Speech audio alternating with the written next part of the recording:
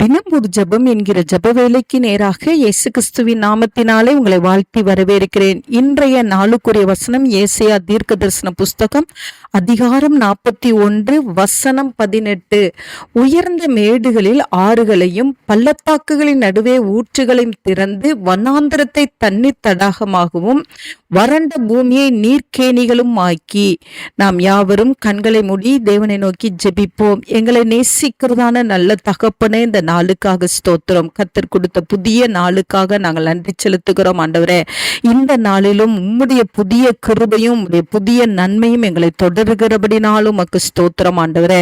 ஆமாண்டவரே, இந்த நாளில் கர்த்தர் எங்களுக்கு கொடுத்த வார்த்தையின்படி சிறுமையும் எளிமையுமாய் இருக்கிற உம்முடைய ஜனங்களுக்கு ஆண்டவரே அப்பா உமக்கு ஸ்தோத்திரம். வனாந்திரத்துல ஆண்டவரே அப்பா நீ தண்ணீரை நீங்க கொடுக்கறீங்க, வறண்ட பூமியை நீர்க்கேணிகளாய் மாற்றுகிறீங்கப்பா. உயர்ந்த மேடுகளிலே ஆறுகளையும் பள்ளத்தாக்குகளிலே ஆண்டவரே ஊற்றுகளை நீங்க திறந்து விடுகிறீங்க. உமக்கு ஸ்தோத்திரம். முடியாத இடங்களில் எல்லாம் ஆண்டவரே உம்முடைய கர்த்தருடைய கரம் இதை செய்கிறபடினாலும் உமக்கு ஸ்தோத்திரம் ஆண்டவரே. எந்தெந்த காரியங்களிலே ஆண்டவரே உம்முடைய பிள்ளைகளுக்கு தடைகளும் அடைக்கப்பட்ட சூழ்நிலையும் இருக்கிறதோ, வறண்டு போய் காணப்படுகிறதோ ஆண்டவரே உமக்கு ஸ்தோத்திரம். அந்த இடங்களிலெல்லாம் கர்த்தருடைய ஆசீர்வாதத்தை இந்த நாளில் உம்முடைய பிள்ளைகளுக்கு கர்த்தர் அருளும்படியாய் ஜெபிக்கிறேன் சுவாமி.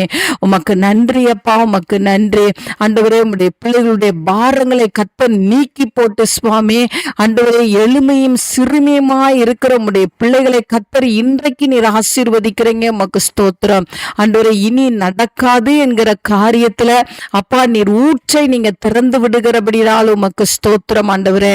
அப்பா வறண்ட இடத்துல ஆண்டவரே நீர் கேணிகளை கர்த்தர் கொடுக்கிறீங்க. உமக்கு ஸ்தோத்திரம் ஆண்டவரே.